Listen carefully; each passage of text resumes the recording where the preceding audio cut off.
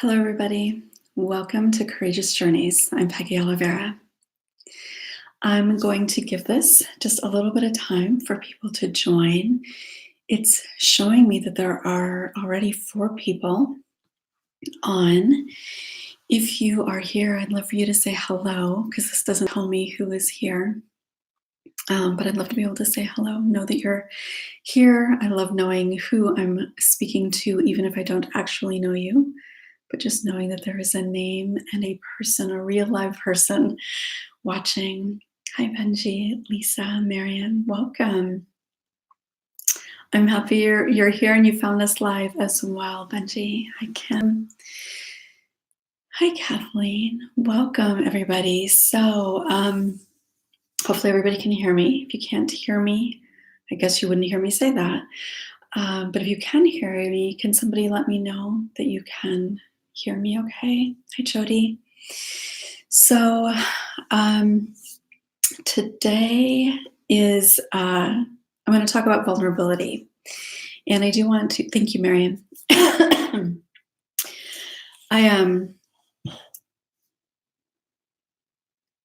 This has been coming up, I guess, in this work. Vulnerability is always something that is pretty present in conversations and sessions and all of that.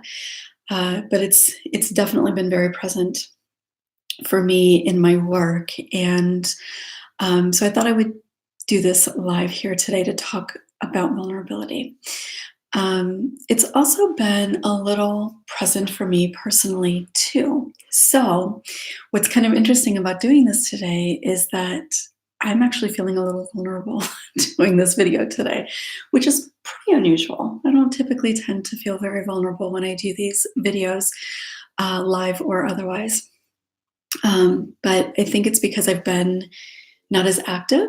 And so that causes me to feel a little disconnected, which is kind of the opposite of what we strive for. So I'm going to talk about some different things related to both the challenges and the gifts of vulnerability, because it is both. We can't have the gifts of vulnerability without the challenges of vulnerability.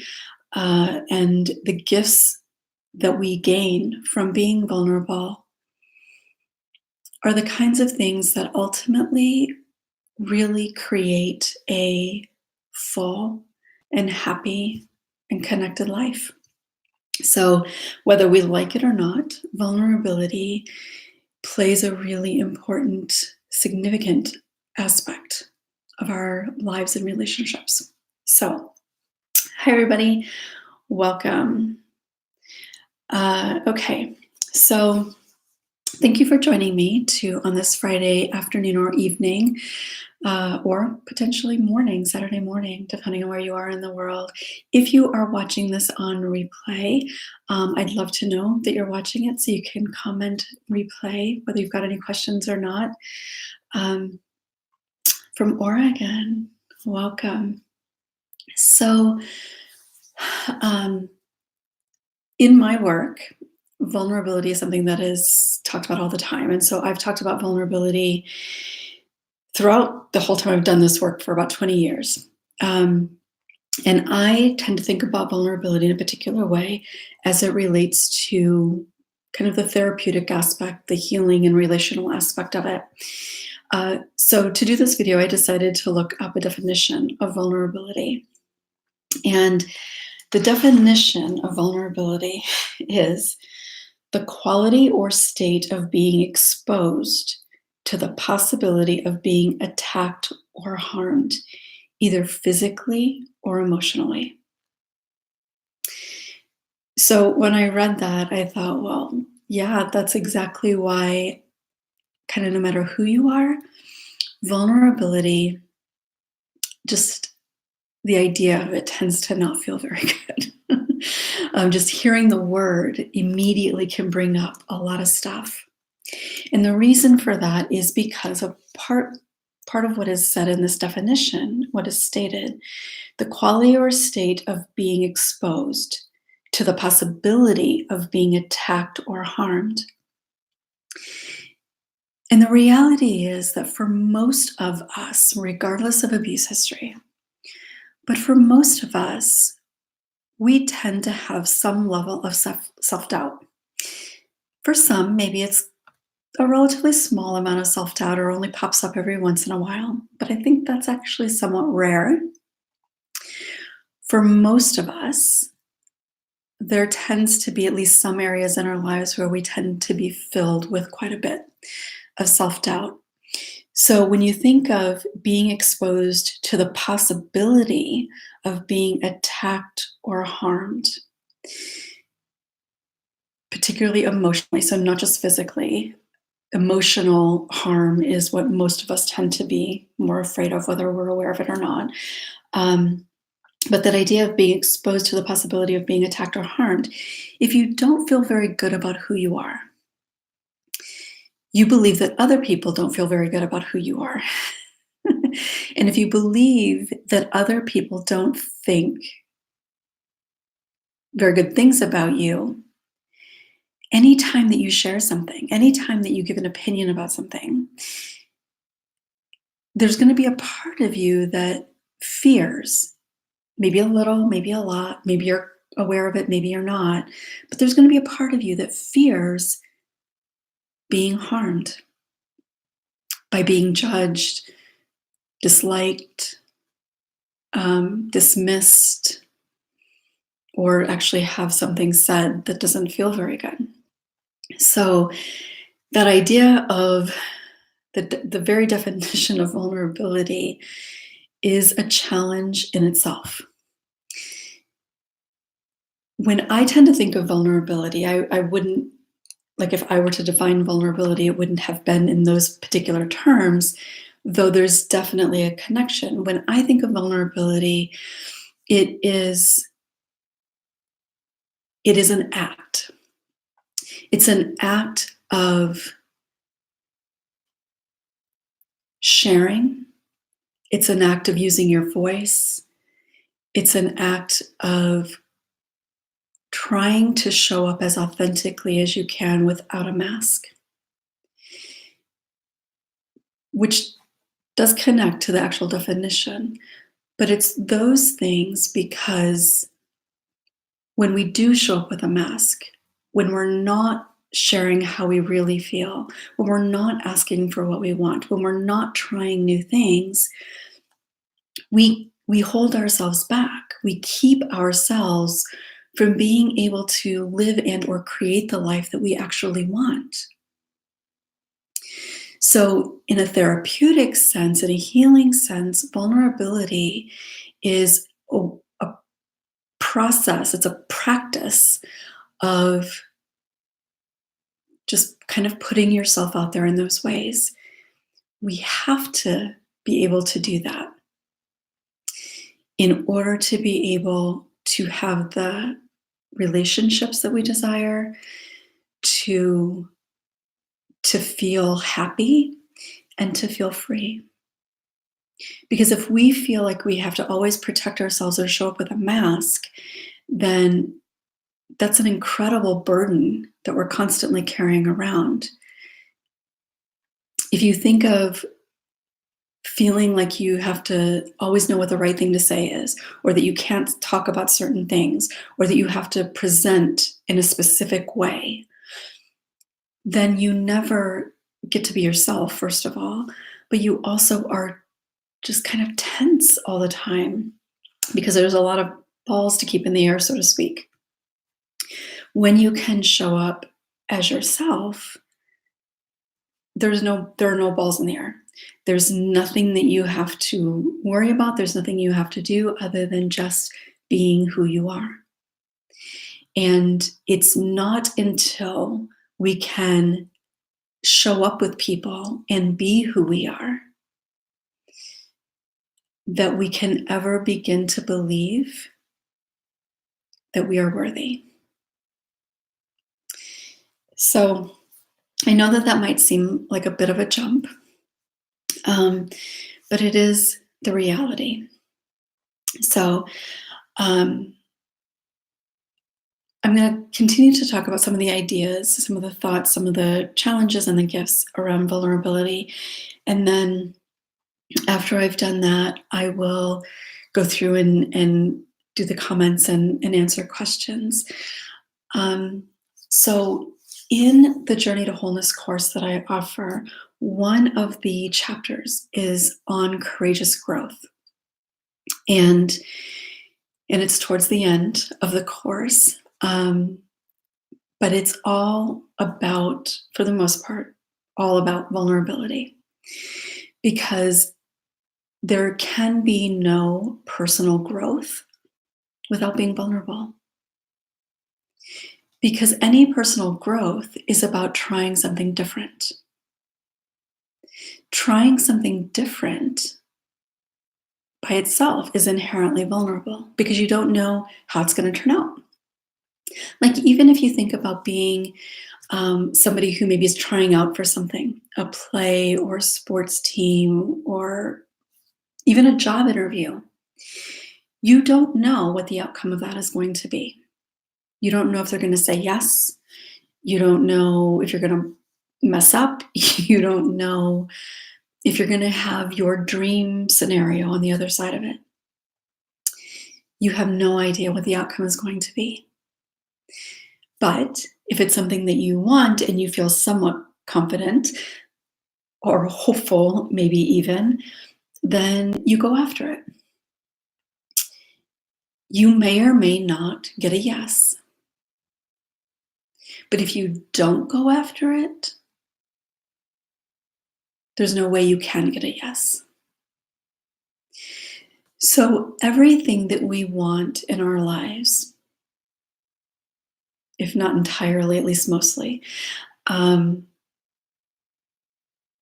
certainly any personal change that we want to make requires doing something different. Most things that we do differently require some level of risk, and risk is inherent in being vulnerable. So, with the idea of vulnerability for healing, there are so much of healing. Part of the reason that it takes the time that it does for healing is because you have to continually practice being vulnerable. For many of you, you know that my practice, my business is called Courageous Journeys. And it is called Courageous Journeys because recognizing that there's something that you want to change, something that may need to be healed, and reaching out for support, I believe is one of the most courageous things that anybody will ever do. And the reason that it is so incredibly courageous is because of the level of vulnerability it requires. It's incredibly vulnerable to recognize, to allow yourself to actually acknowledge that you were hurt, that you were betrayed, that you were traumatized, that you're struggling. Just that acknowledgement by itself for so many of us is huge, because one of the most profound ways that we cope is being in denial about the significance of that reality, kind of the breadth of that reality, how many ways we're affected by it. So just the acknowledgement takes a lot of courage. When you decide to reach out and ask for support, or even just sharing here, and when I say just, it's really not just, but even sharing here takes a lot of risk. It takes a lot of courage, because you don't know, you're putting yourself out there for one thing in a very open and vulnerable way. And in terms of like seeking help, you don't know if it's going to work. You don't know if you're going to like the person. You don't know if you can trust the person. So there's a lot of pieces of vulnerability there. But what is also true is that if you never take that step, you will never have the healing that you deserve. You can't, because if you just try to do it on your own, Well, you can't heal on your own, but when you try to do it on your own, you inevitably will feel like you fail because there's only so much you can do on your own. It would be like trying to perform open heart surgery on yourself. It's impossible. And yes, obviously there's a difference there, but in many ways, it's kind of the same. Because we as individuals, even for me, myself, having done this work for a lot of years, there are things that I can't see because I'm the one experiencing it. I can't look at my own life in a kind of objective way because I'm living my life. I'm feeling my life. So we all need that support. So there's a lot of vulnerability in just kind of putting yourself out there in that way. But it takes ongoing vulnerability. And this isn't just a requirement in terms of healing. Obviously, that's a really significant piece of it. But the reality is that vulnerability is required when you want to try something new, right? Because most of us have this, maybe it's not a fear, but most of us have a bit of an aversion to what we perceive as failure. For some people, it is a significant fear, but we don't want to fail, right? So, whether it's trying a new recipe or a new activity, a new language, there are lots of ways that we might want to try something, but we're not sure we're going to be able to do it. So, we just decide not to. That has been a huge factor in my life. Not quite as much anymore at all, but definitely was a huge factor in my life for years because I was afraid that I would fail. And if I failed, it was more proof that I was unworthy. And of course, when I was dealing with that, I didn't understand that. So I didn't know that that's what was happening, but it controlled a lot of my life. So, like, let's say you want to try knitting. um, but you're not sure if you're going to be able to do it. Maybe it's just because you have a really low sense of your self-worth. Maybe it's because you feel like you're not, you don't have dexterity. Maybe you feel like you don't have the patience, whatever it is. So you think, well, that seems really relaxing. Wow, they create such beautiful things, but I'm not very good with my hands or whatever. So, or you might think you're not very creative. So you say, no, I'm not going to do that. So actually deciding to do it and try it can be very vulnerable because especially if you tell somebody that you're doing it. Like there's probably a lot of you watching this that can relate to trying something different, but you don't tell anybody that you're trying something different because you don't want them to ask how it went. Can you relate to that? I know I've done that too. um, But this is a really good example of why sometimes being vulnerable can help because even in a situation like that, if we can tell somebody, whether it's knitting or skydiving or rock climbing or trying a new recipe or going down a new career path, whatever it is, if we don't tell anybody, then yes, we're saving ourselves from somebody knowing that we didn't follow through or that it didn't work out or whatever. But we're also losing out on the support of that person. We're losing out on somebody being able to cheer us on, somebody being able to congratulate us when we've done it. Maybe even lost out on finding a partner to do it with. So we look at vulnerability and avoid vulnerability because we think that it keeps us safe. We think societally, we have this idea that vulnerable equals weakness. And if you think about that original definition, It's easy to connect that idea. But when you choose to be vulnerable, I don't know that there's much in life that requires more strength or courage than choosing to be vulnerable. So if you're trying something new and you make a choice to try it and maybe let somebody know, that isn't being weak. Trying it isn't being weak, and sharing it isn't being weak. Both of those things are strength because you're putting yourself out there into the unknown. And for people that grow up in dysfunctional, chaotic, or abusive environments, the unknown can feel life threatening.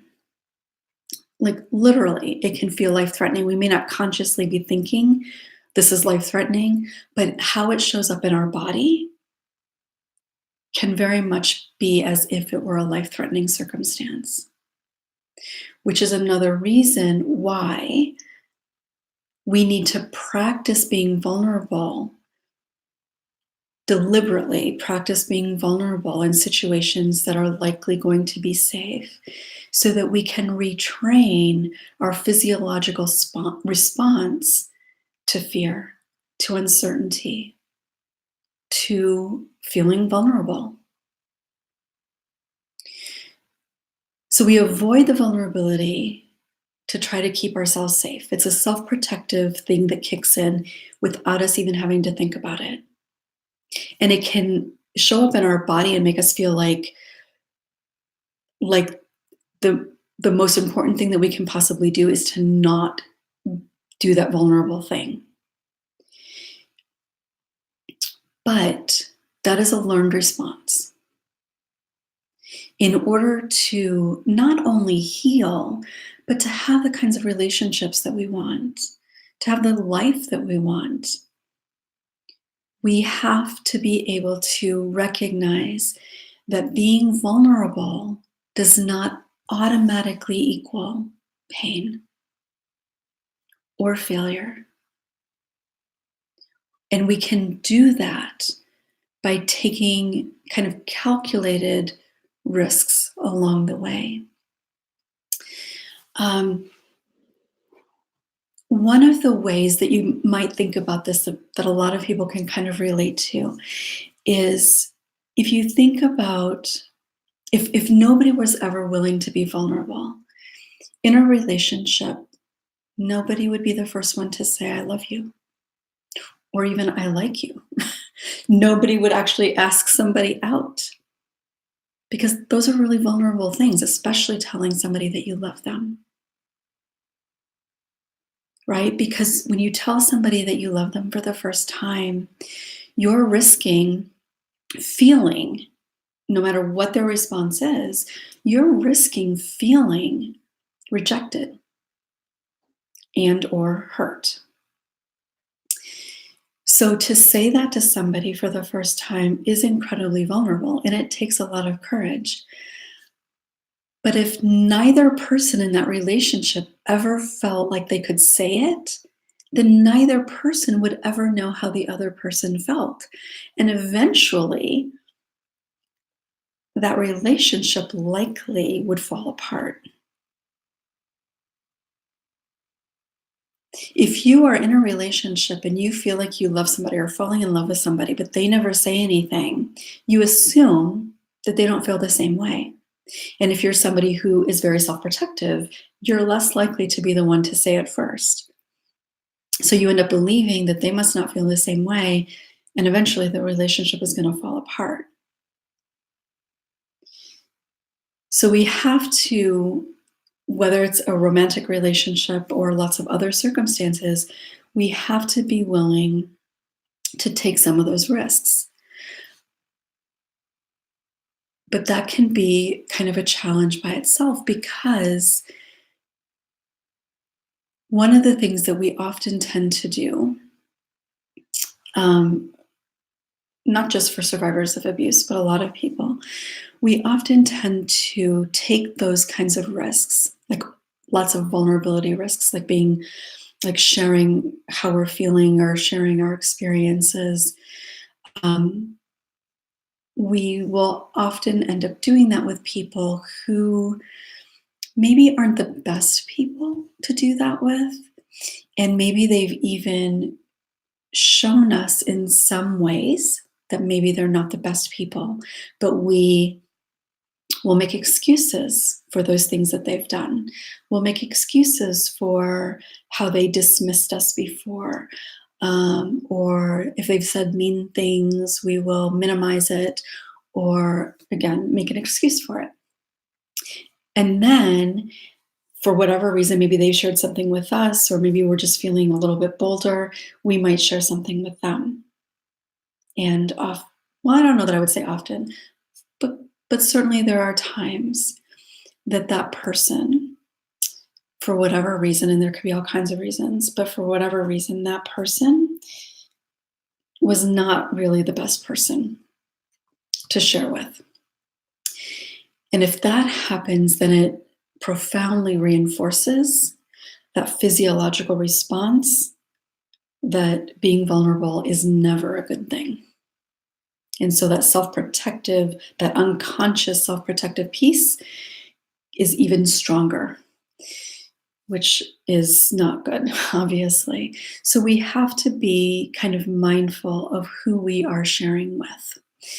And for some people, in fact, I would actually say for quite a few people that have abuse histories, quite often the only person that they're really vulnerable with for quite some time is their therapist, because they don't really feel like they have any sense of safety other than with their therapist. And not that they necessarily feel completely trusting and safe with their therapist, but they have an idea, a felt sense, maybe even just an expectation that the therapist should be somebody that they can share with. So, for some people, for actually quite a few people, a therapist may be the only person that you're practicing with in the beginning. And every time that you share something, that is a step that gets you further up that mountain. It is an opportunity of practicing vulnerability so that you can retrain your physiological response to the feeling of what vulnerable is.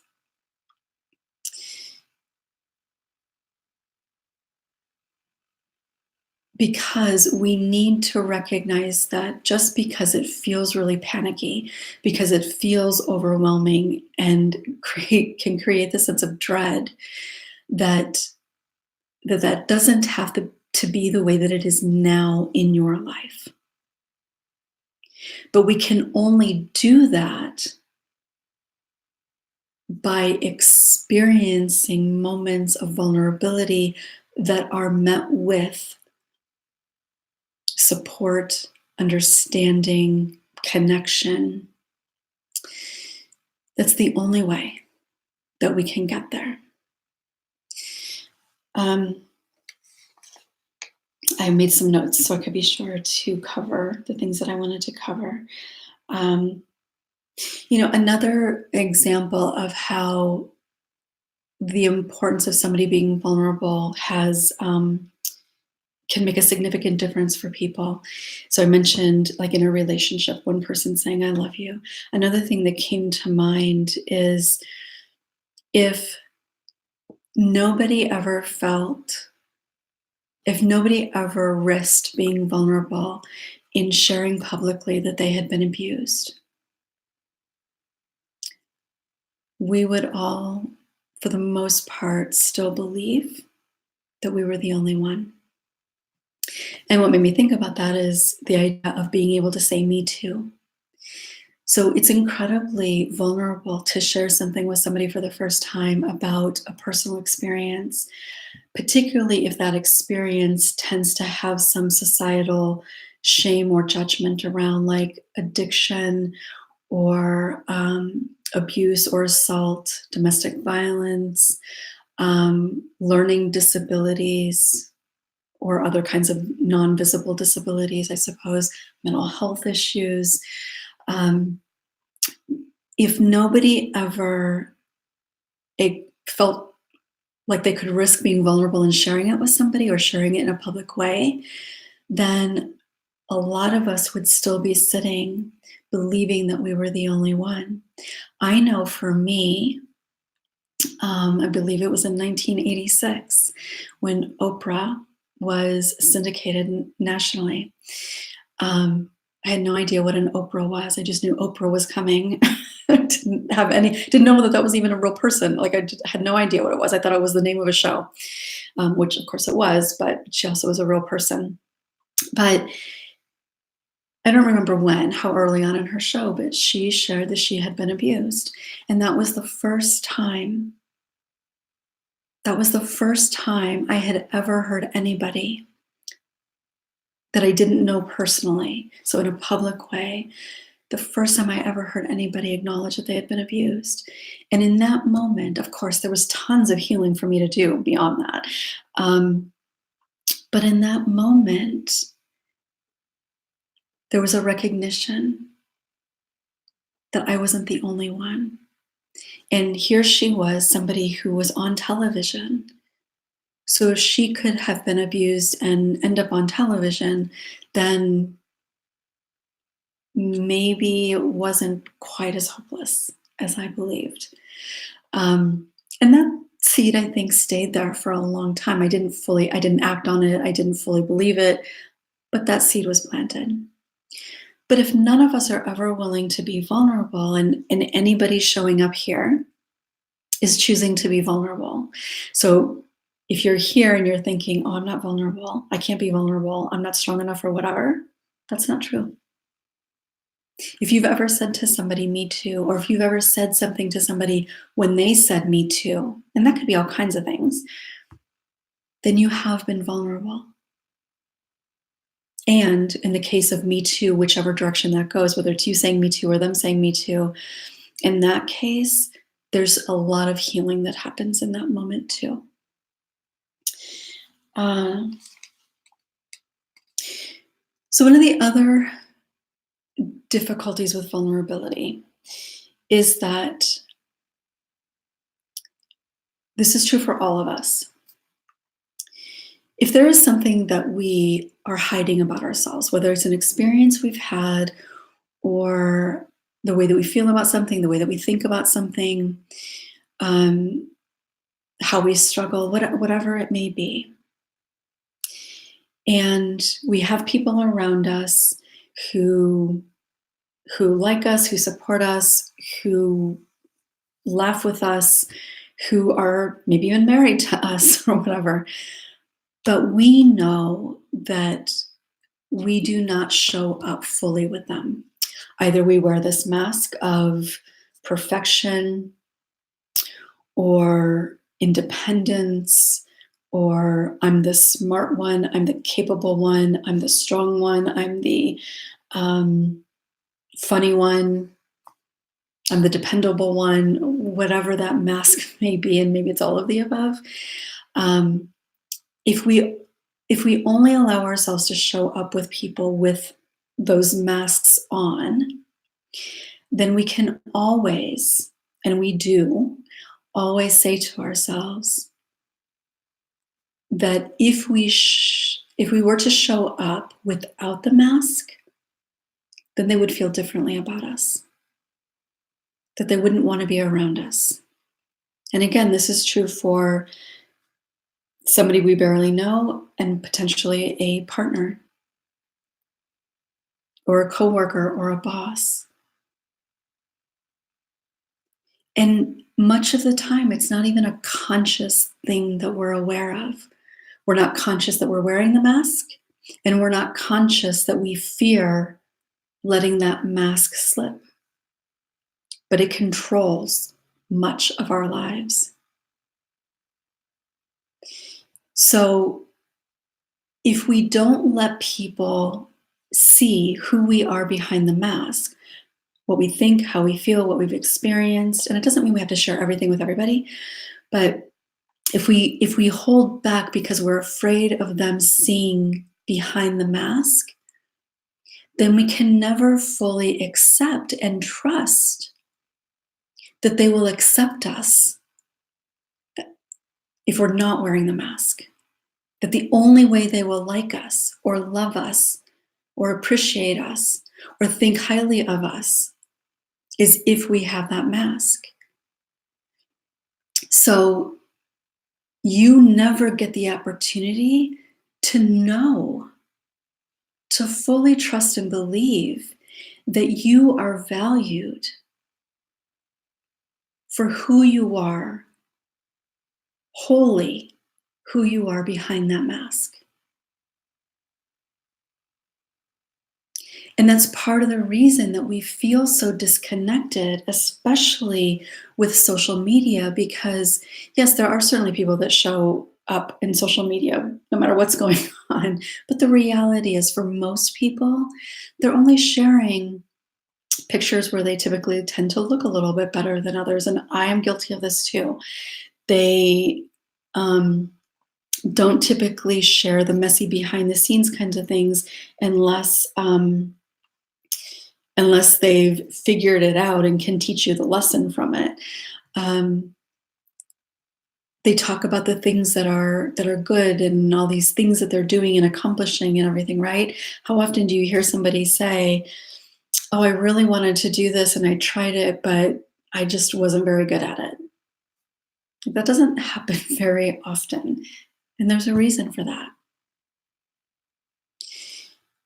So until we can let people see behind the mask, we can never trust in our worthiness, because there will always be a yeah, but if they knew this, yeah, but if I wasn't so dependable, which is related to the last live video I did about worthiness. Um, so if you haven't seen that, that might be helpful to watch. But it's only when we can show up authentically that we can begin to accept and see the truth of our worthiness. That we can be liked and loved and valued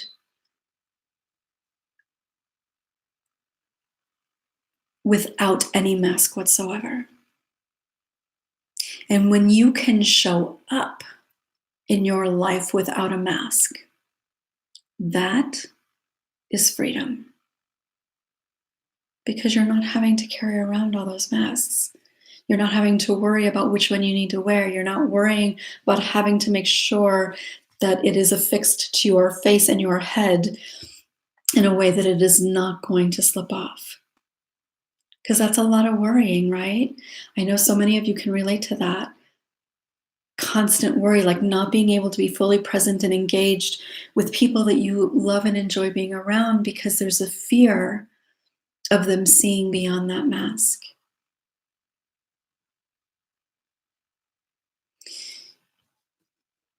So, the gifts of allowing ourselves to be vulnerable. The biggest one, in many ways, I think, is what I was just saying, that we experience within ourselves a sense of freedom. When we know that we don't have to wear a mask and we can show up with our friends or our partner and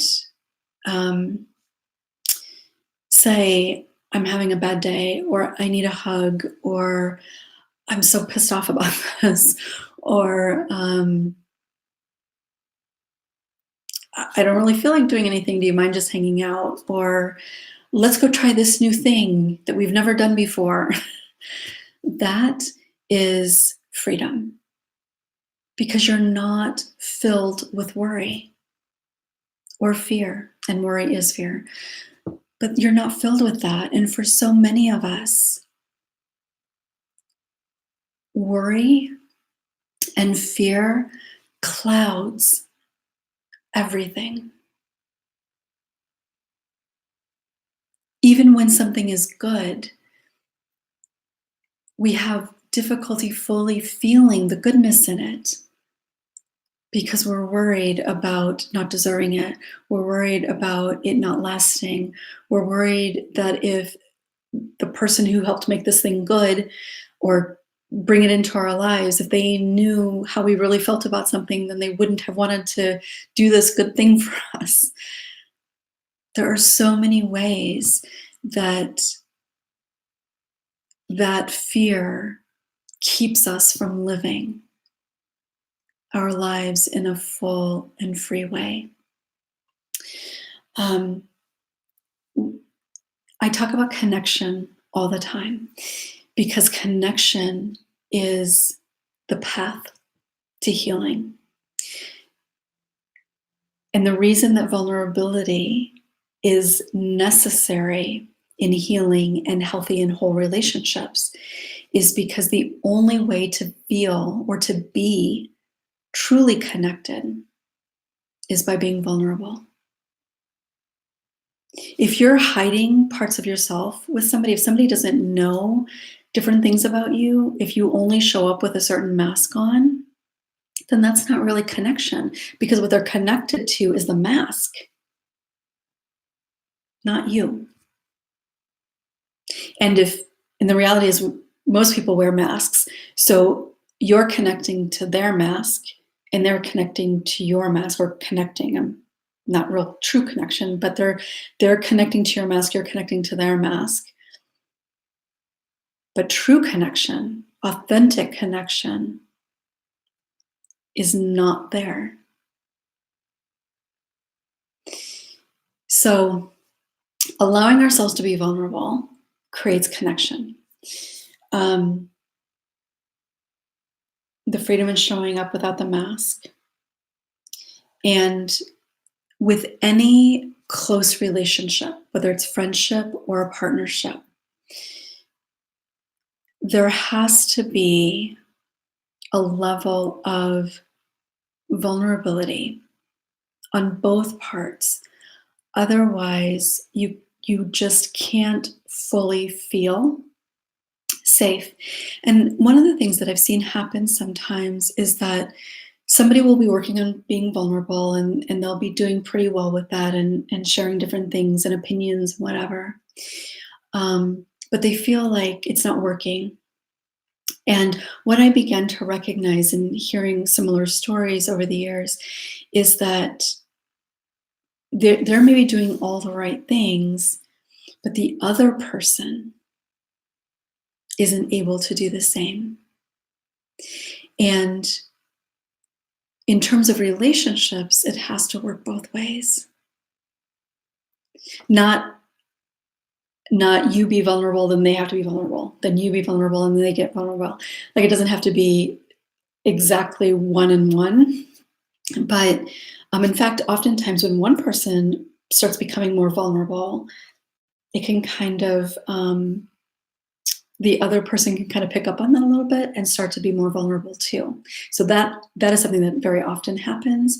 But if you are showing up and you're sharing and you're being vulnerable, but something's still like you're not feeling fully kind of safe or trusting in the relationship, it may be because that person isn't yet showing up very vulnerably and openly. And that's helpful to recognize because then you can ask yourself, do they really share with me? Do they really tell me how they're feeling? Do they really tell me what they want? One that just made me think about, like often in whether it's even a co-working relationship, but in different relationships, like you might make plans to do something, right? Like you're deciding between a movie and something else, or you're deciding on where to go for dinner. And the other person never really seems to have an opinion. Oh, whatever you want to do. Now, on one hand, that could seem very accommodating and nice, right? Well, there are occasions when that may be true. But for the most part, somebody who doesn't ever really have an opinion, it's because they're not feeling safe enough to share that opinion. Now, it doesn't mean that you've done something for them not to feel safe. It just means that they need a lot more practice in being able to maybe even connect with what they actually do want. Because that's a huge thing for a lot of people, and probably you as well, that we are so disconnected. We're so used to wearing the mask that looks a certain way, says certain things, wants certain things, that we often have no real sense of what we want, how we actually really feel. How often do you tell everybody that asks you that you're doing fine? And how often is that true? Um, but we just do it automatically. So, so that vulnerability is necessary for us as individuals, but in a relationship, not necessarily a therapeutic relationship, because that person isn't necessarily supposed to be vulnerable with you. Like they're not supposed to be sharing all kinds of stuff with you, but at least not vulnerable stuff. Um, but with all other relationships, if only one person is particularly vulnerable, it's not going to allow the relationship to feel kind of equal and therefore as safe as it really could. So, um, just making sure I've covered everything.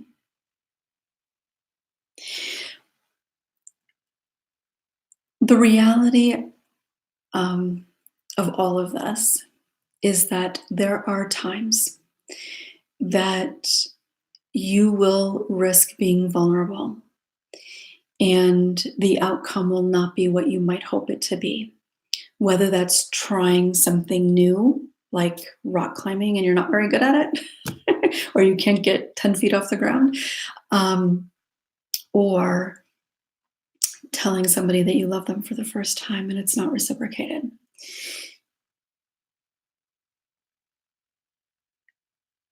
There will be times that you will be vulnerable and it won't turn out the way that you had hoped. However, being vulnerable and not having it turn out the way that you hoped has no bearing whatsoever on your worthiness of it happening. So if you tell somebody that you love them and they don't respond, they don't feel the same way, whatever, that doesn't mean, it can feel like it because of course it feels very personal, but taking that risk and being vulnerable and then not having it reciprocated doesn't mean that you shouldn't have taken the risk. I know everything inside of you is saying, well, what the hell? Of course I shouldn't have taken that risk. Then I wouldn't be feeling this way. But that really isn't true. Now, I think it's probably important to do some healing maybe before you would get there, because it could be absolutely devastating otherwise. But the reality is that in that vulnerability, if it's not reciprocated, just because somebody doesn't feel the same way, or maybe even doesn't feel the same way yet, that has nothing to do with your worthiness. It doesn't even mean that you shouldn't have said anything, because the reality is that if you never said anything and they never said anything, neither of you would know. And it could end up being a huge waste of time, and you could end up being even more hurt down the road. And I know that that's a hard thing to kind of navigate through because it can feel so devastating, but but but it's not necessarily a bad thing in and of itself. And when we take risks, even if it's like we really want to go rock climbing, but we're not able to climb very far, it's easy to perceive that as a failure. A lot of people would see that as a failure. Parents might see that as a failure. But really, is it? You had a desire to do something, to try something, and you honored that and you tried it. That is incredibly courageous. You put yourself out there. You tried something new. If that isn't success in being a human, then I'm not quite sure what could be. And whether it's love or rock climbing or whatever it might be, and I don't know why I keep going to rock climbing, but whatever that is, sharing our experience with somebody, sharing how we feel about something, even if it doesn't look successful, being a strong and courageous human is about putting yourself out there. It's about knowing what you want and how you feel and going for the things that you want in your life. That's what success is. That's what it means to be a successful human. It's not about what degrees you have on the wall. It's not about what accomplishments or medals you've achieved. It's about living your most authentic, connected life. And that can only happen when we are willing to take some of those risks. But it is important to make sure, especially if it's sharing something that's very deeply like personal, um, abuse stuff for sure. Uh, it is important to make sure that we are sharing that with somebody who has shown us that they don't gossip about people, that that maybe you've shared some other things with them, or maybe you've seen other people share some things with them, and they responded in an appropriate way. So it is important to make sure that you're sharing with somebody who you have a reason, for whom you have a reason to expect that they will see that as an honor, that you're willing to be vulnerable with them. And of course, they may not verbalize it in that way. Most people would not verbalize it in that way, but they could still feel that way and still be appreciative that you were willing to share with them. So I think that that is everything that I wanted to cover. So I'm going to go ahead and get to questions and comments. So 52 minutes in. I didn't actually start until about 10 after, but or 10 minutes in. So hello, everybody. If you've got some questions, comments, rebuttals, things you'd like me to explore further, please feel free to share them in the comments here. No wonder it feels scary. Yes. And it doesn't show me when these comments were made. So you may have said something 30 minutes ago and I'm just now seeing it.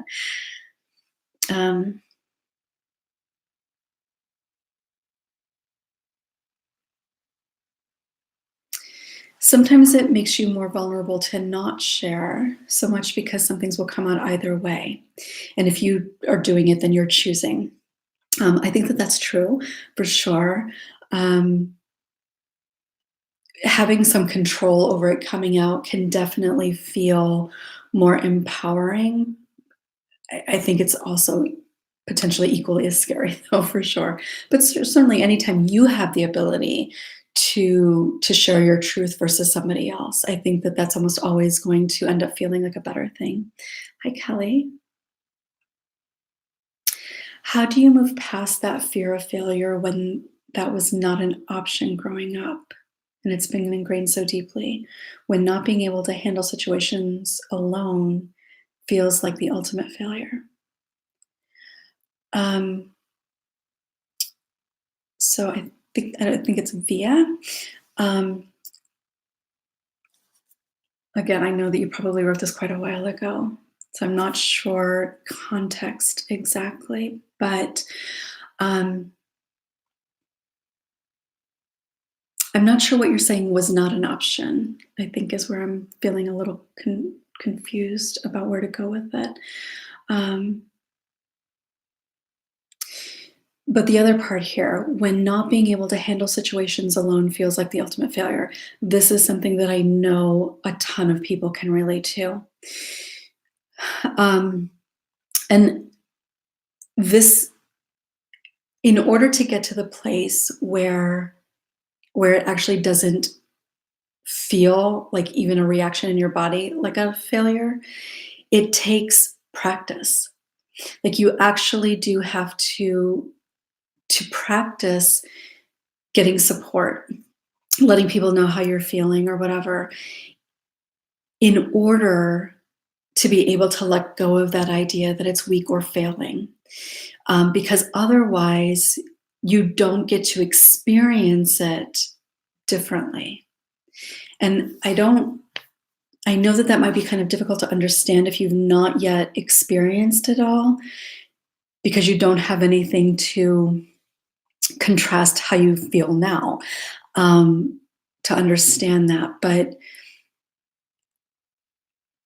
the other thing about that I would say is that if there are people that you know in your life, whether it's people that you know personally or maybe well known people that are alive now or maybe who have passed away, but if there are people that you are aware of who are vulnerable, who share things, who share how they're feeling, who ask for support, and you respect them, you value them, you recognize that other people respect or value them, reminding yourself of those situations or those people can be helpful too, because it gives you a very kind of concrete thing that you can look at and say, okay, well, this person was vulnerable, and the people around them thought that was okay, maybe even appreciated them more.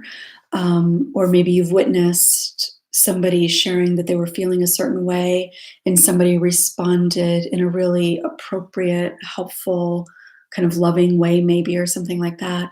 You can look at that and see what happened or know what happened, and that can help you reframe the idea that you have in your own mind about that, about what that potentially looks like.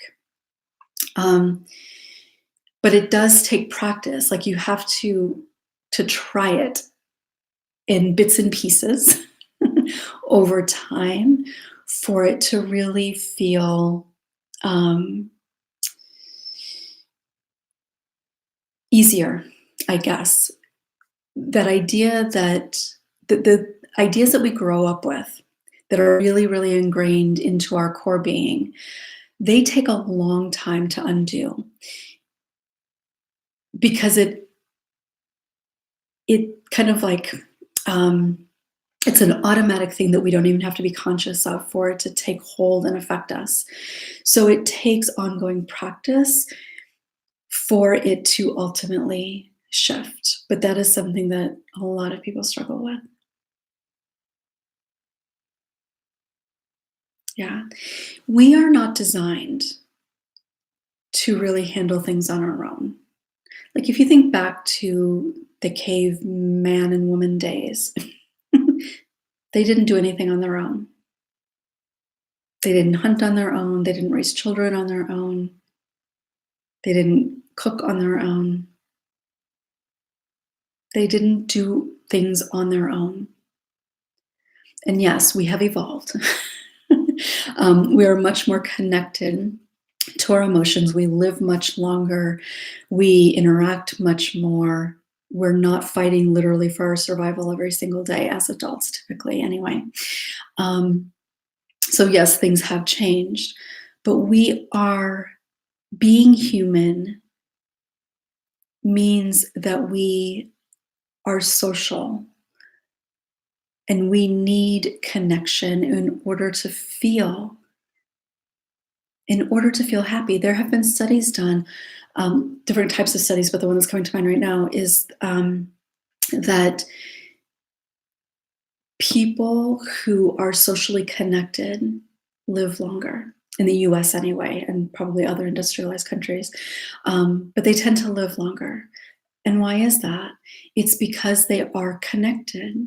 It's because they have interactions with people. They spend time with people. The more isolated somebody is, literally, like completely on their own, or just emotionally feeling very isolated and disconnected, um, they're more likely to die before their social counterparts. Um, because we are social beings and we need connection and we need to feel healthy and happy and whole. We need to feel connected and we need to believe that we matter to other people. That's not a weakness, that's a reality. So there's no weakness in that. Um, let's just skip somewhere.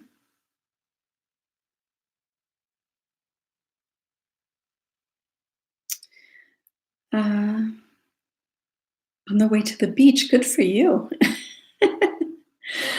And you're listening with some friends. Hopefully, your friends are getting something from this too.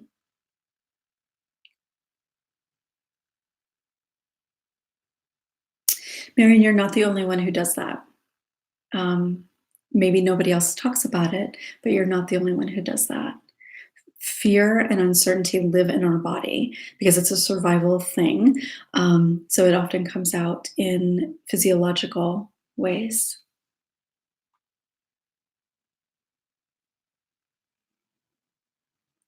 I'm glad it's been helpful, Lenny.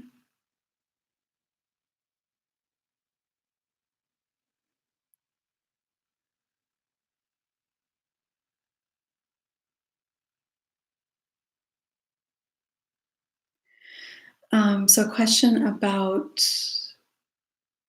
psychotropic medications.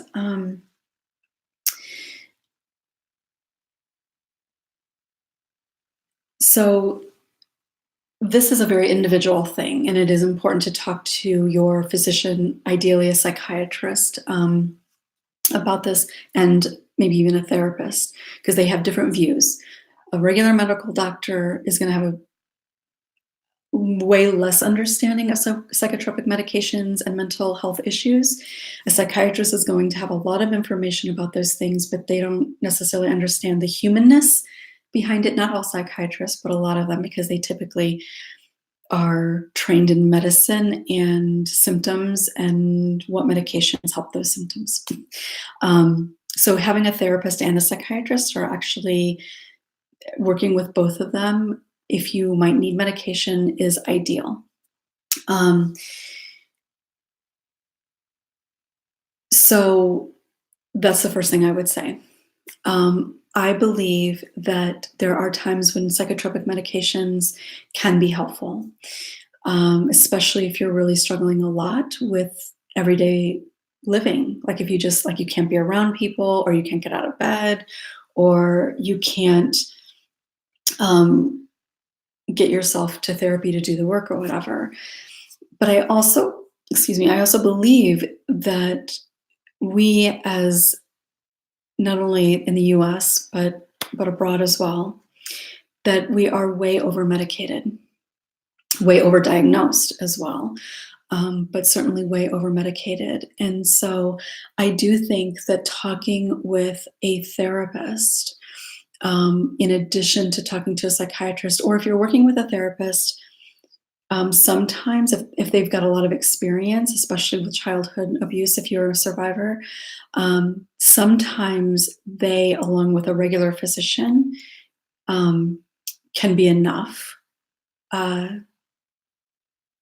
but a psychiatrist may be better, at least for the initial, um, like putting you on medication, if you're going to take medication, putting you on medication, getting the dose right, and all of that. Psychiatrist would be my recommendation, a therapist and a psychiatrist. Never would I recommend just going to like a family physician or internist. Never would I recommend going just to that person and getting any sort of psychotropic medication. And what I mean by psychotropic medication is any medication that would be given for PTSD, anxiety, depression, even bipolar, or any other mental health kind of thing. Nothing against physicians. I love my physician. She's great, very thorough, but I would not go to her if I was struggling emotionally. They just don't have the training, they don't have the experience, they don't have the understanding, um, that I think is necessary in order to be able to do that. So that would be my recommendation. Is it possible to feel adequately vulnerable and seen heard if you are only this way with one or two people in your life and not everyone? Yes.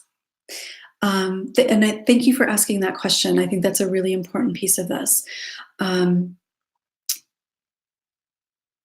so, what I would say about that is, again, yes.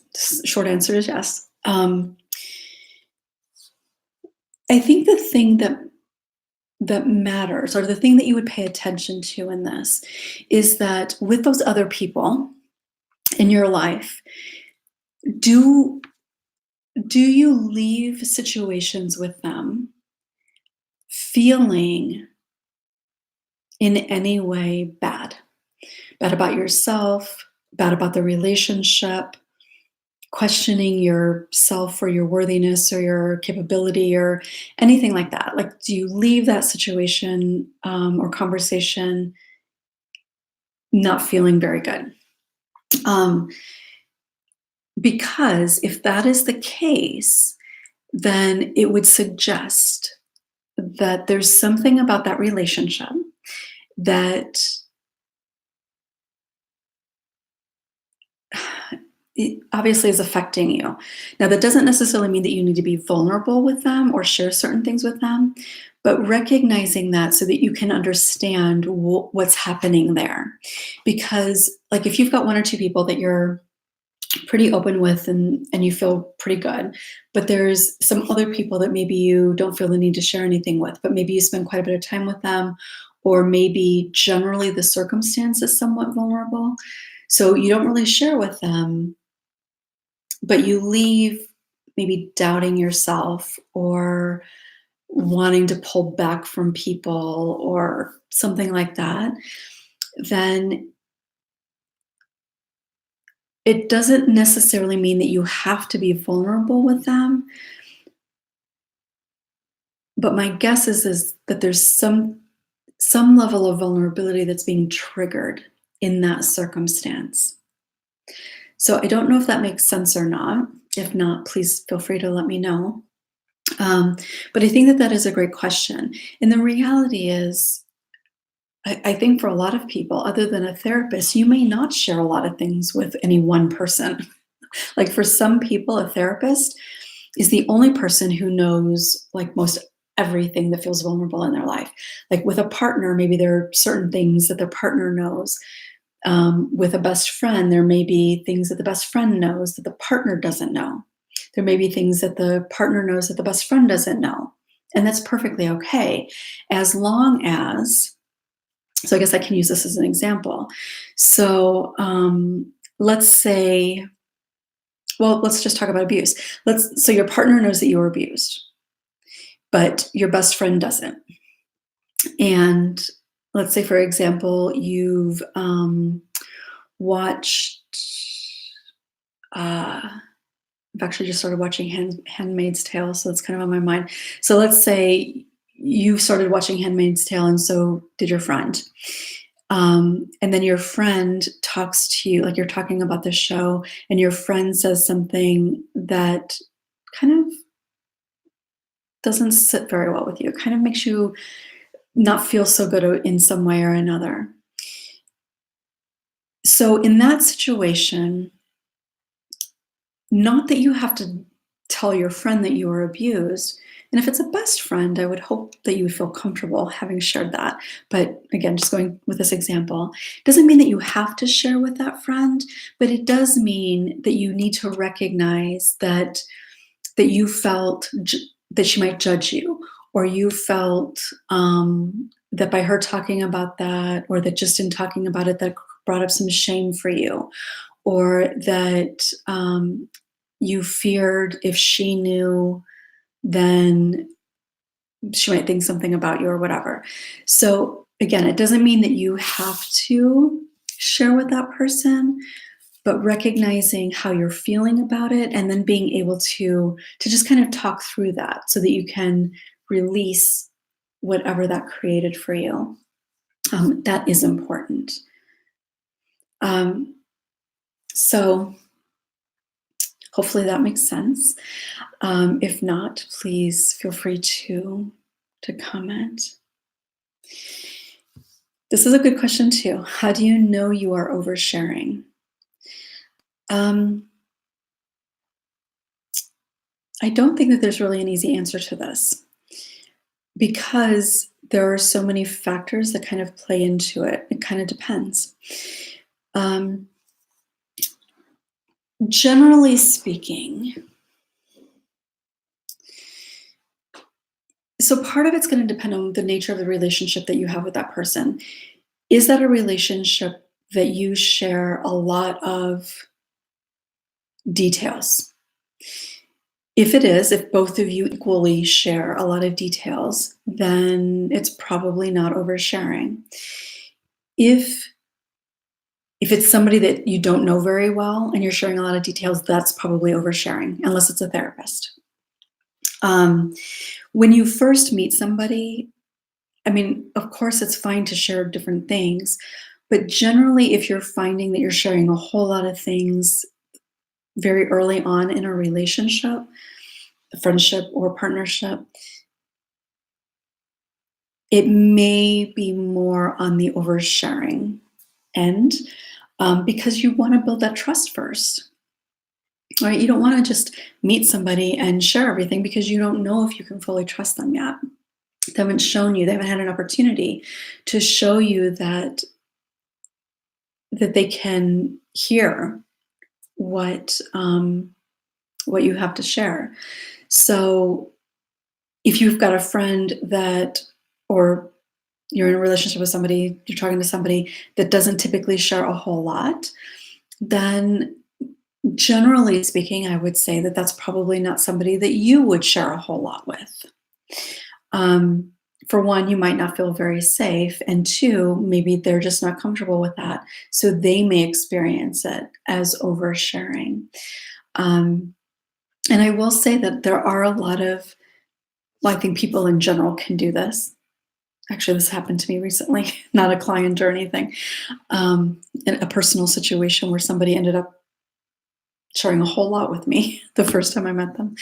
Um, but generally, you're going to kind of share at the same level that other people are sharing. Um, and it doesn't mean, like, in order to share abuse, that the other person has to have shared abuse too, but maybe they share things that are kind of somewhat equally as personal or vulnerable or something like that. But that is an important thing to kind of keep in mind because we can tend to overshare. Um, and there are some reasons that that happens that I'm not going to get into here because that's kind of a whole different topic. But oversharing, if you tend to overshare, that's something to recognize within yourself, and that can be an important thing to work on in therapy because there's a reason that that's happening, and you're trying to have a need met typically. And if it is oversharing, often that need is not going to be met, and you're going to be left feeling hurt. You're likely going to be more shut down, and it's going to be hard to trust in relationships. So I think that is an important thing to be aware of. So I think that I have gotten to all the questions. I'm just going through again to make sure.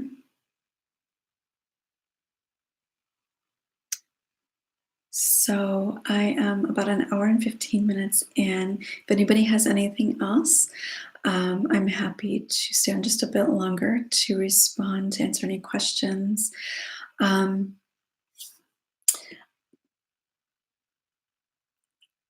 As you think about being vulnerable and you're kind of taking in everything that I've shared here and maybe feeling really overwhelmed by it, I want you to also kind of reflect a little bit and acknowledge the times, the situations when you already have been vulnerable. I want you to honor that. And whether that's a long time ago or showing up here today, um, it doesn't have to be something really significantly vulnerable. It can be kind of small things. Like I said, trying a new recipe. If you're somebody who doesn't necessarily cook very much or is very like that's a huge sense of pride for you, and trying a new recipe can feel really risky. Um, Obviously, on the vulnerability scale, it's not nearly as vulnerable as some other things may be, but it's still a vulnerable thing. Um, but reflect and look at some of the ways that you have been vulnerable already, just in the last few days, in the last few years, over the course of your life. Trying new things. Trying new things really is vulnerable. Like I said, even like learning a new language is vulnerable because you're going to mess up. You're going to say the wrong things. You're going to misunderstand things. Um, so putting yourself out there in that way and actually practicing with people a new language is vulnerable because you might get laughed at with somebody who speaks that is their native language. Like they may have no idea what you're talking about. You may feel like you sound stupid or something like that. So there are lots of ways that we do take risks, lots of ways that we allow ourselves to be vulnerable that we might not recognize as a time that we've been vulnerable. So we don't recognize that there was a time that we were courageous and strong. So taking a moment or moments to reflect on times when you have, um, even if it didn't turn out the way that you necessarily wanted, honor that reality that you took a chance because it's not something a lot of people do. I was incredibly risk averse. I still am in some ways, not nearly like I ever was before, but I was an incredibly risk averse person. If I didn't think that I could do it perfectly, I didn't want to do it. Even there were times that like everything had to be perfect, and I was never perfect with anything, so I always felt like I failed. So let's not pretend that perfection means that you're perfect. It doesn't. But I felt like unless I thought it could be perfect, then I wasn't going to try it, which clearly means I didn't try a lot of things. But there was a period of time in my life when if I didn't have the time to clean the whole house, I didn't even want to clean a room because what was the point? There were times that, okay, maybe I would do like some light cleaning. Um, but there were times that I felt like if I didn't have the time to pull out appliances to clean behind them, then what was the point in cleaning the kitchen? And clearly, that sounds a little crazy, right? Um, but in my mind, it was, and it wasn't even about anybody else. It was just about me. But it was vulnerable because I knew that it wasn't what I expected it to be. And so I just wouldn't do it. I was scared to death to go back to school. I quit high school when I was 16 years old. I did go back and get my diploma when I was 18 after I had my second son, um, which I was scared to death to do. But I was scared to death, even more so, to start community college because I really didn't think that I was capable of doing well enough to pass. I was so uncertain that it took me a long time to even sign up. But once I did, I was literally nauseous going into that classroom because I felt incredibly vulnerable because I thought that now everybody was going to know that I was a failure. I would know that I was a failure. I've held myself back in many ways over my life, just as I know probably everybody watching this has done too.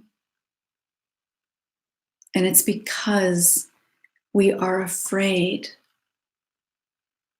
that we will fail, that we will be hurt. But we can never succeed. We can never love and be loved if we do not take those risks. So honor the risks that you have taken, the times that you have been vulnerable. Let yourself really connect with that and feel good about that, even if it didn't turn out the way that you wanted.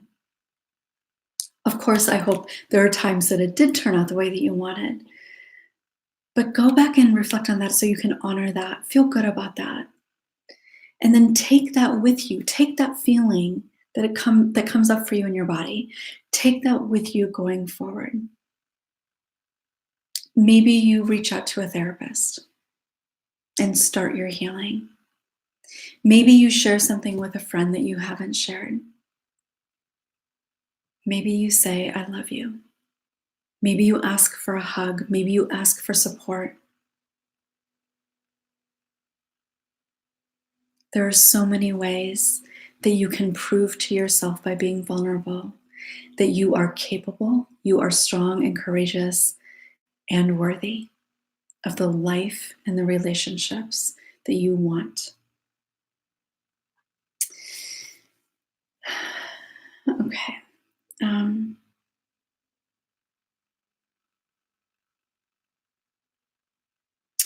Yes, Marianne, but the thing about vulnerability is that risk is inherent in it because you can never know for certain what the outcome is going to be.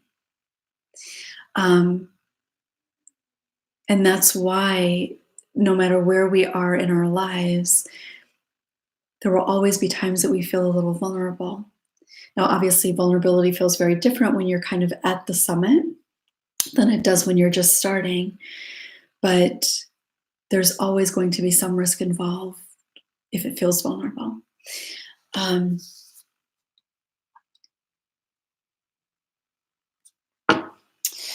Military family that moves every 2 years. So I constantly feel like we are never somewhere long enough to get to the trusting level in friendships.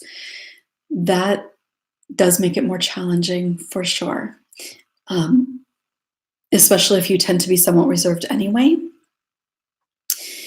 So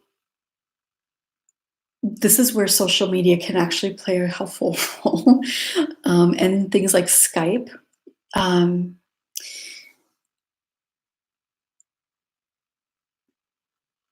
When there are people that you feel like you have some commonality with, I would encourage you, and this can feel vulnerable, but I would encourage you to see if there's maybe a person or two, and even if it was somebody in your life years ago, if you can reconnect with them. But if there's somebody or a couple of people that you feel like you really kind of had a connection with, that you had some things in common, see if you can continue to cultivate that depth of relationship with them. And so you stay in contact on FaceTime or whatever.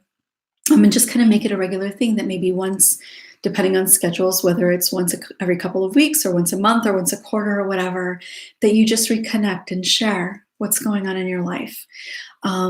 One good thing or one good way to practice is that when you come together, that maybe you share, like you can talk about obviously whatever you want to talk about, but maybe you share 3 things that are going well and 3 things that you found that maybe you struggled with in the last few days or since the last time you talked to them. So that way you've created an ingrained circumstance that allows space for you to kind of have to share things on both sides. So if you can do that, that's probably the thing that I would suggest the most, or the primary thing that I would suggest, because it does become challenging. The other thing I would say is that friends can be really, really, really great friends, even if they're only in our lives for a couple of years.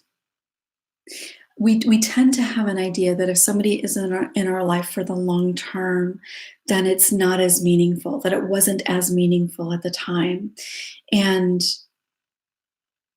certainly there are times that that may be true, but that doesn't actually have to be true.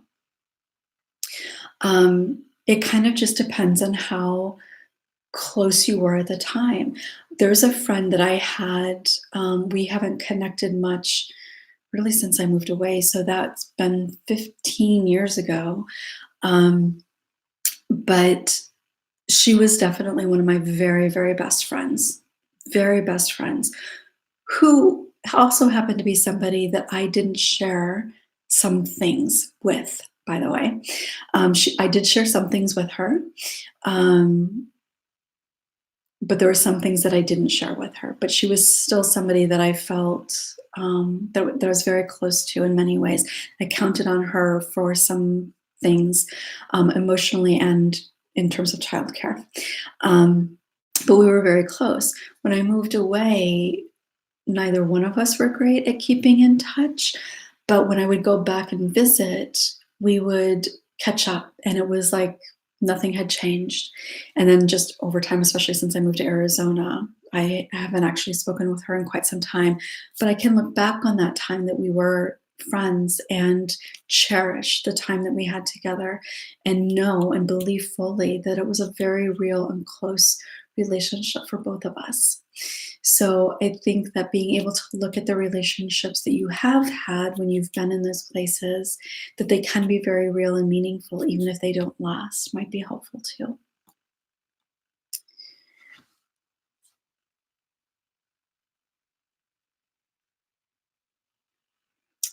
Yeah. I'm glad that you have somebody, Lenny, that you feel that connection with.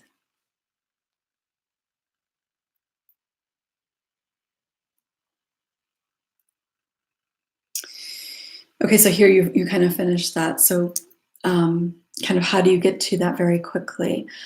I would say kind of the same thing, like, that I mentioned in terms of if you connect, like, online or whatever, like, maybe share once a week or something like that. Like, what are 3 things you want to like, that you feel good about or what do you celebrate? What are 3 things that maybe you could have some support around? I think that that's kind of a nice way, and especially because you both know that, um, that it is hard to develop friendships, that you're constantly moving and you don't have long-lasting situations and your life is, upended all the time. So it can be kind of a mutual thing, like you're both willing to kind of do that and not see it as kind of an awkward thing.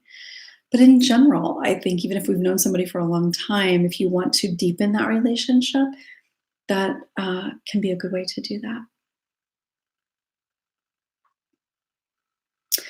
I've had to wear a mask all my life. Coming out in the role Bible Belt has stifled my connection and successful career. My attempted vulnerability backfired. I'm frozen now. Um, yeah, this certainly makes it a lot more challenging. So, like what I was saying, sharing with people that we can trust. When you live in a community, whatever that community might be or look like, that um, just inherently by things that happen in the community, that you're likely not going to be supported, it absolutely creates significantly more challenge, which is one of the reasons that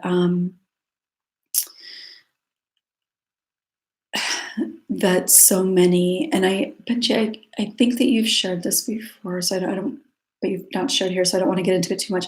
But you said coming out, so I will address that specifically. Um, when you are surrounded by people who you know, just because of things that they've said or shared or whatever, that they are not accepting, it makes it incredibly difficult because you naturally believe that they wouldn't accept you, which makes complete sense. Why would you not think that? And the reality is that this is why the suicide rates of children, I mean, for all people, all ages, but in particular for children who are committing suicide, because they are often even family members, like they hear people talk about. So this kind of goes to that situation I was talking about. Like if you have a friend that's talking negatively about something coming up in Handmaid's Tale or whatever, um, if you're hearing these things over and over again, whether they're talking about it generally or about specific people, of course you're going to internalize that that's how they feel about you too.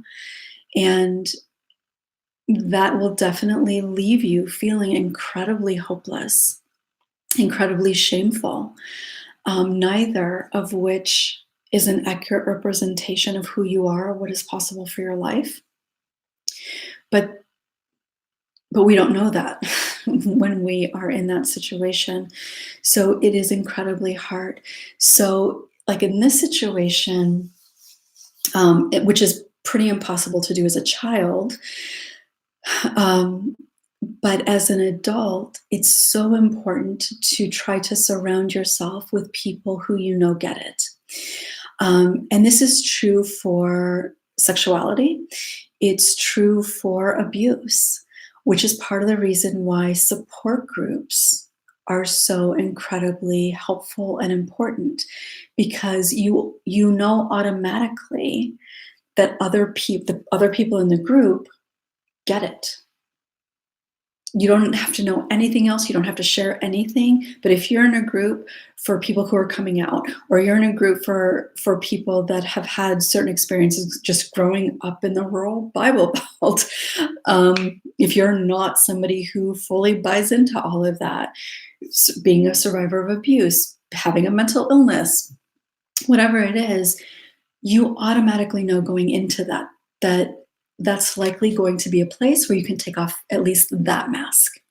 Now, eventually, hopefully, you feel like you can take all the masks off, but you know that that is a place that you can take that mask off, which is one of the things about Journey to Wholeness in doing the group in the way that I'm doing it this time, is that everybody knows. Everybody in that group knows, whether you share anything or not, everybody in that group knows that every other person in that group is also vulnerable, is also a survivor of abuse. So that mask immediately can go away. Now, of course, there's going to be other masks that are going to show up, but being around other people that you know get it is so, so incredibly important. Like literally life saving and life changing. But to your point, it is incredibly difficult to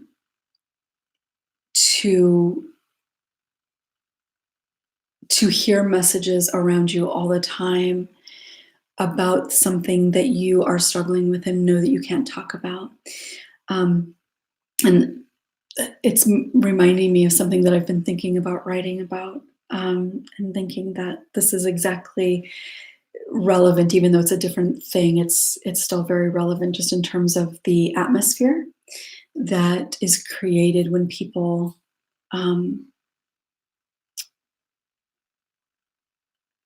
talk certain ways about things or whatever. So that is a really significant piece to that.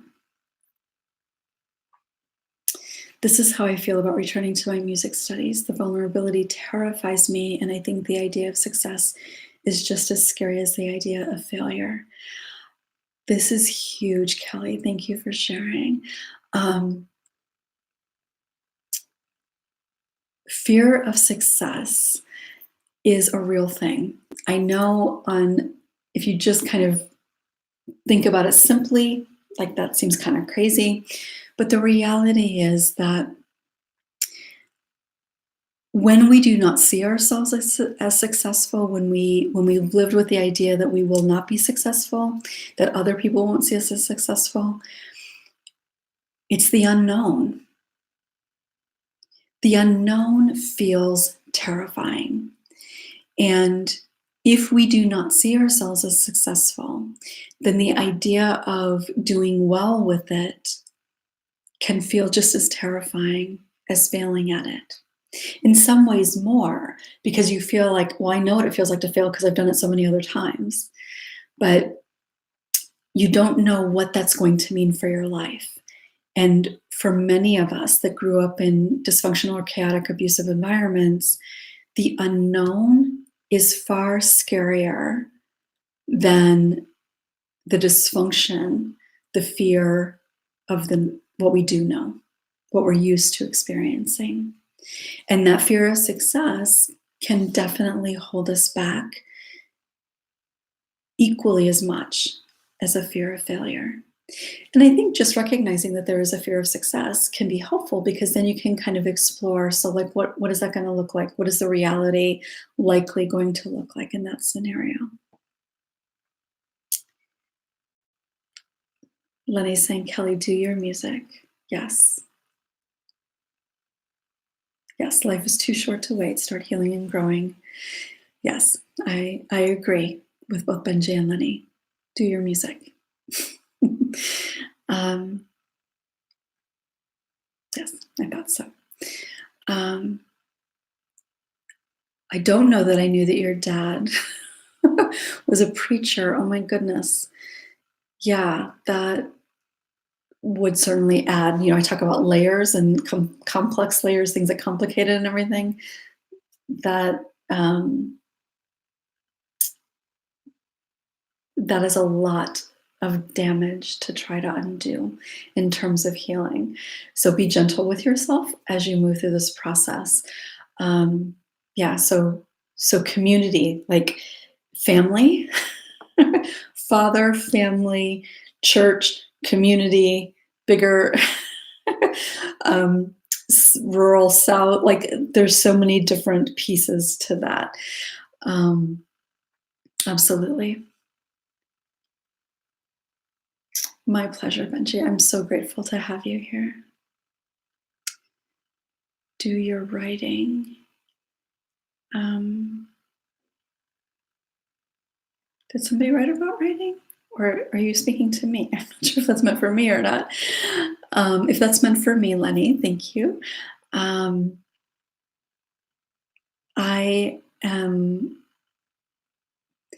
still working on it internally.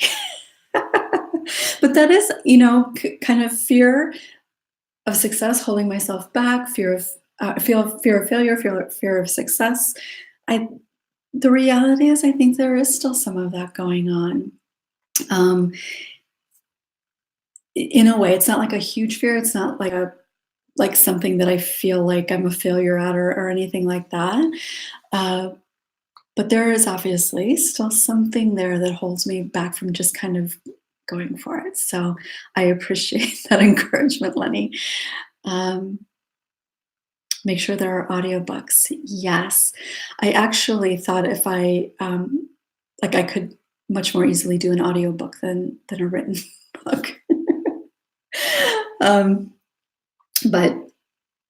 But I actually got a transcription thing, so I'm gonna try that. I'm always afraid if I share with someone, they'll share with someone else, and that happens all the time. This is a real thing, because we have no control what somebody else will share. So one thing that you might consider is practice with things that you wouldn't necessarily be mortified if somebody else knew, or terrified of somebody else knowing. So you can start with that. And like I said earlier, making sure that you're not sharing with somebody who tends to share with you things about other people. Because if they're sharing things with you about other people, then there's a stronger likelihood that they're going to be sharing what you shared with them with other people. So, so that can be helpful. Or if you've shared things with them in the past and said, I want this just to stay between you and me, and they've done that, then you have reason to believe that they would be more likely to not share that. I think it is also important, so I'm kind of glad this came up. I think it also can be important that we do let people know, like if we're sharing one on one, that we let people know that you don't want them to share it with somebody. Like on some level, that might seem obvious that you wouldn't share what somebody else shares with you or whatever, but it's not always obvious. And sometimes they may share it with somebody else, not thinking, because maybe it wasn't like they didn't think negatively of you, they didn't see it as some big life altering thing or whatever. So they may inadvertently, without doing it as gossip or whatever, they may end up sharing something with somebody else if they don't know that you don't want them to, or that you want them to keep it to themselves.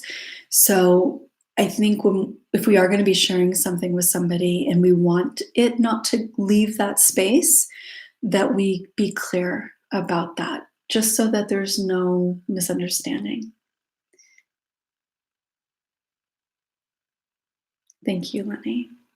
Um, one day, one day it will be out there. I appreciate that, Benji. Really, I do. I actually really appreciate that. Um, I do. I'm just thinking about, yes, I need to kind of hold on to that. uh, Similar fear to Marion and not knowing what to say, or them potentially not knowing what to say, which is okay, but then I will mull over the decision forever until it comes up again, or I create a rift if it doesn't. That's also a really common thing. Um, Very often, especially if it's something really personal, especially if it's something related to abuse or assault, people really often don't know what to say. They might be afraid of saying the wrong thing, so they don't say anything, or they desperately want to help, so they say all kinds of things, none of them which are helpful. um, and obviously, if either one of those things happen, it doesn't leave us feeling very good. So, in that situation, it's really important to not take it personally. Even if they say something that ends up feeling hurtful, even if they're kind of rude about it, we cannot take it personally. Because if you, like, think about it, if somebody were to share something with you that was personal, or if they were sharing with you that they were struggling with something and you responded in a way that was rude or disrespectful, or told them to suck it up or whatever, like, you probably wouldn't do that, right?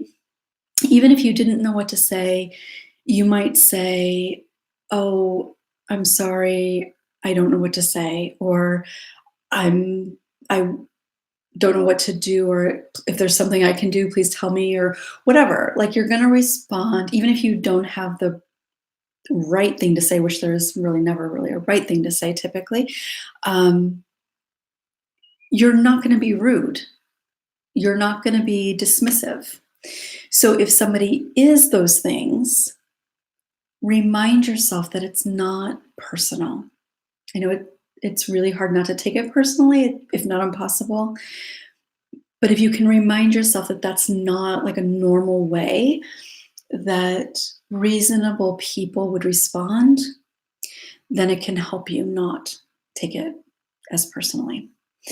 But I do know that it's hard. And the truth is, when it comes to this kind of stuff, um, anything that is vulnerable, because it can make other people feel vulnerable too.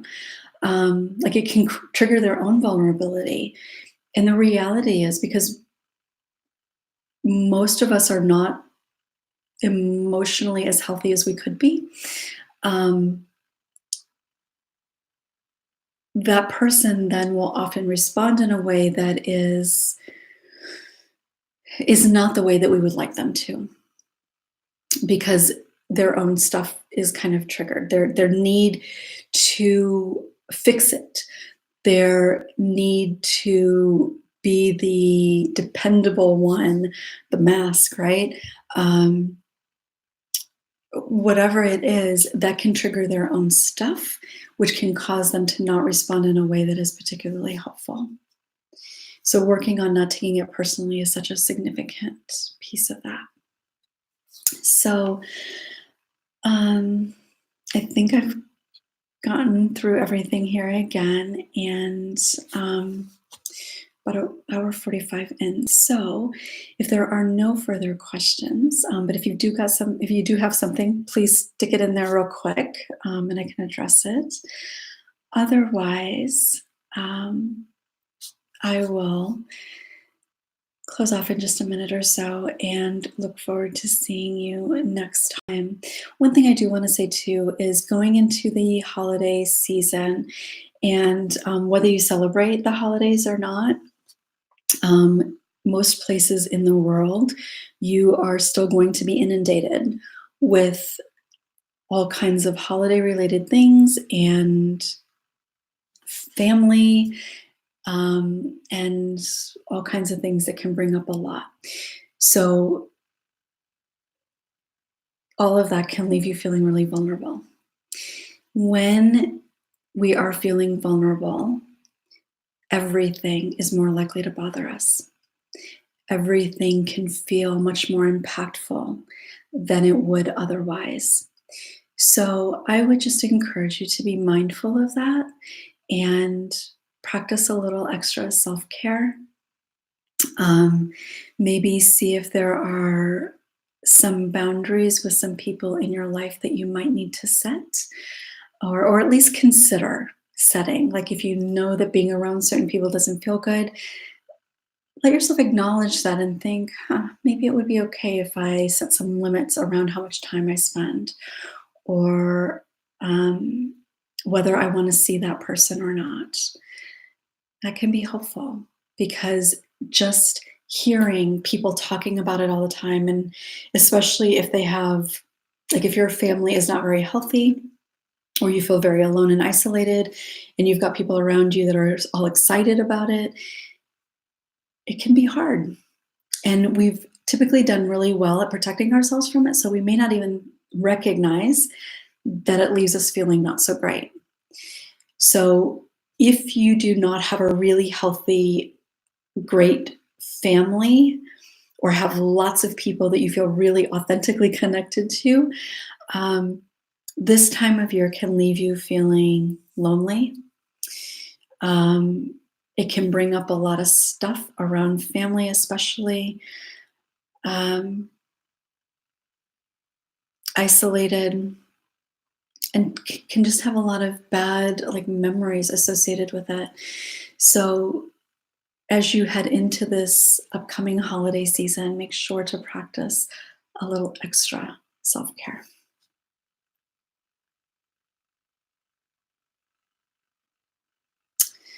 What if a therapist cancels an appointment and you feel vulnerable and hurt? How do you retrust? So, Marian, I think this is a great question, and I think it's something a lot of people can probably relate to. So one thing I would say is a therapist canceling an appointment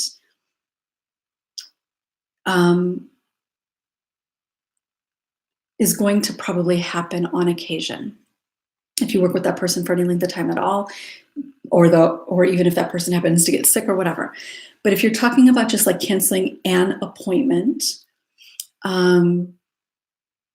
yes, it can leave you feeling hurt. It can cause you to feel abandoned. It can cause you to mistrust. It can cause you to feel like they're only canceling because they decided they didn't want to work with you. It can leave you with lots of ideas and feelings.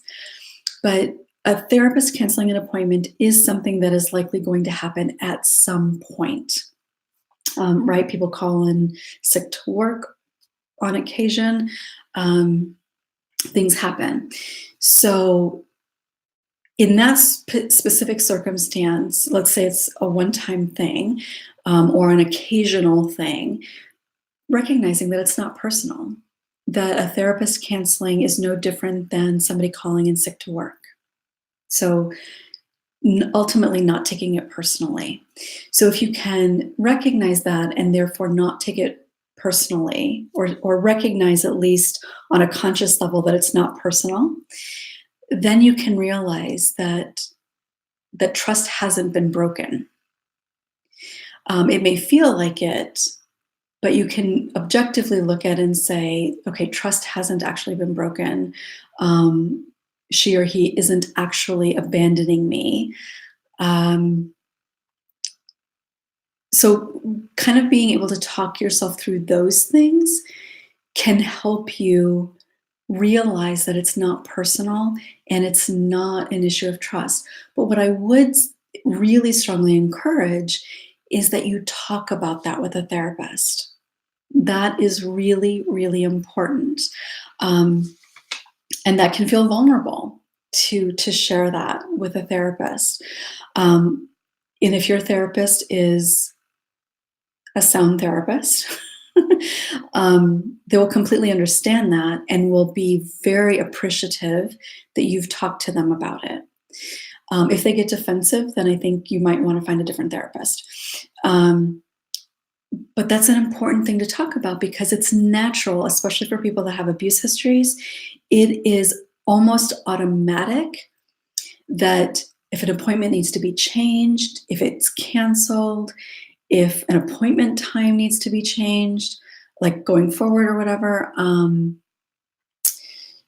if a phone call isn't returned right away or an email isn't returned right away, the fear of being abandoned can be triggered like that without even being consciously aware that it's happened. That happens pretty much to everybody who has been abused, who is seeing a therapist. Like literally, you could send off an email, and if you don't get an immediate response, like even 15 minutes go by, it's easy for somebody to think, oh my God, I shouldn't have sent that. Oh my God, she thinks I'm being a pain in the ass. She thinks I'm too needy. She doesn't want to see me anymore. Um, she, whatever. It's so easy to automatically go there because it's vulnerable. You, in a therapeutic relationship, you are going to be the most vulnerable that you will be in your adult life, at least if you're pretty open with your therapist. So, that is the most vulnerable relationship you will have in your adult life, which means that anything can easily trigger trust, abandonment, betrayal, even issues, when in fact there is no abandonment, reason to mistrust, or betrayal that has happened. Um, so talk to your therapist about that and really try to look at it, reframing that canceling an appointment is no different than being sick and not being able to go to work. Um, Even if they have to cancel for, I don't know, their kid is sick or they have a family emergency or whatever, that it's the same as somebody calling into work because there are things that come up on occasion that that might happen. But also know that your feeling about it is also very normal. But talking about it with a therapist is really important because there's a lot of pieces in there that are important to be able to recognize so that you can work through them.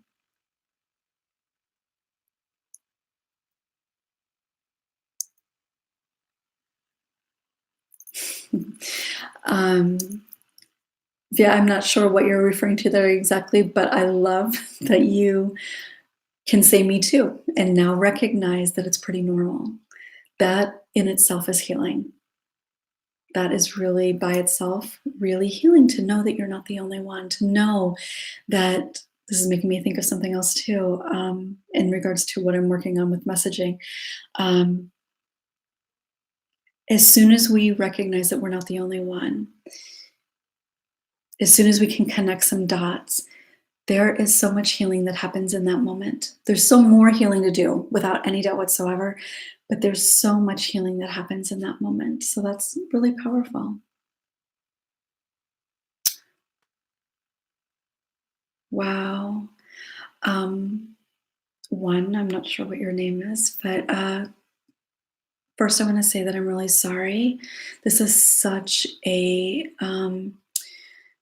it's not a normal loss of somebody that you've had a relationship with. Losing a therapist, even if that therapist just moves away or something, but especially when it happens like this, is such a complicated grief process.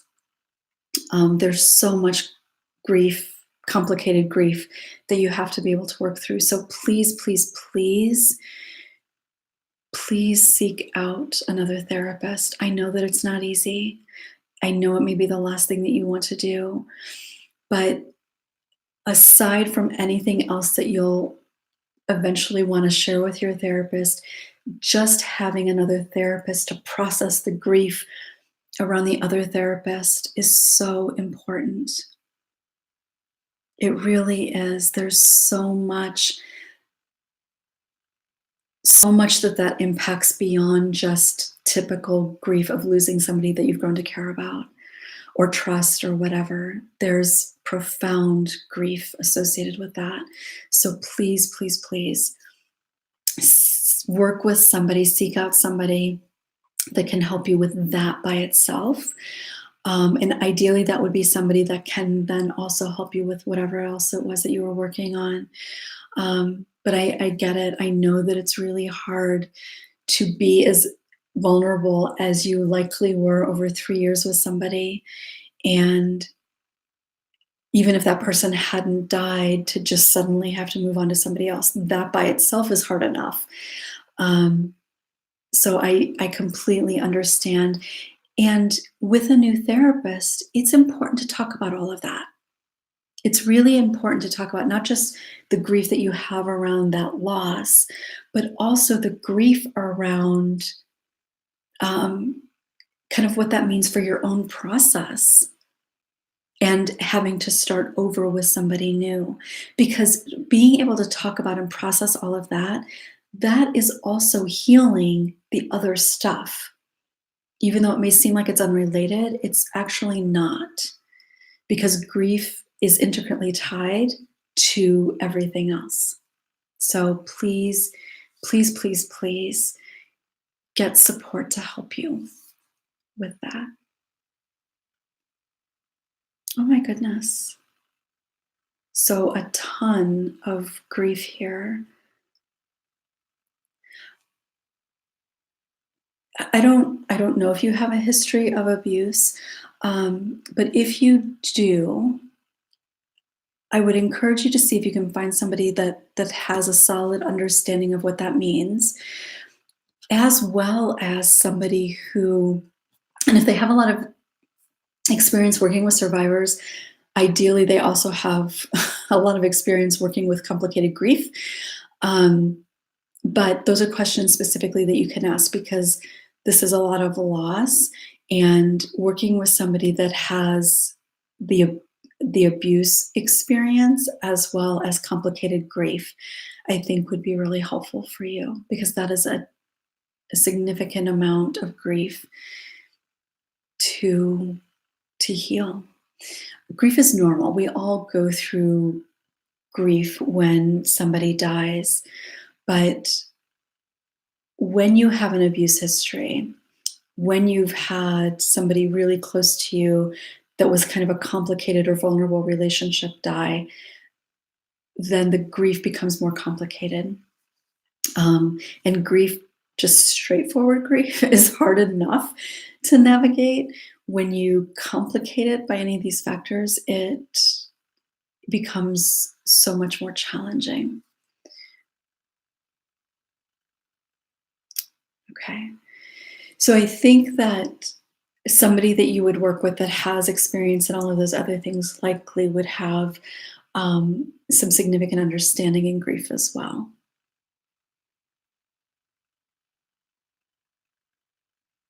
Yes, I agree with Lenny here. Um, One, I don't know if you saw Lenny's comment to you, but I absolutely agree with all of that. Okay, so thank you all for being here and spending your Friday afternoon or evening with me, your Saturday morning with me. Um, take some time, like I said, to reflect on where you've already been vulnerable, feel good about that, where you might practice some vulnerability going forward, and absolutely practicing a lot of self-care, honoring what you desire, what you need, and making sure that you take care of yourself in that way. So have a beautiful weekend, everybody. See you next time.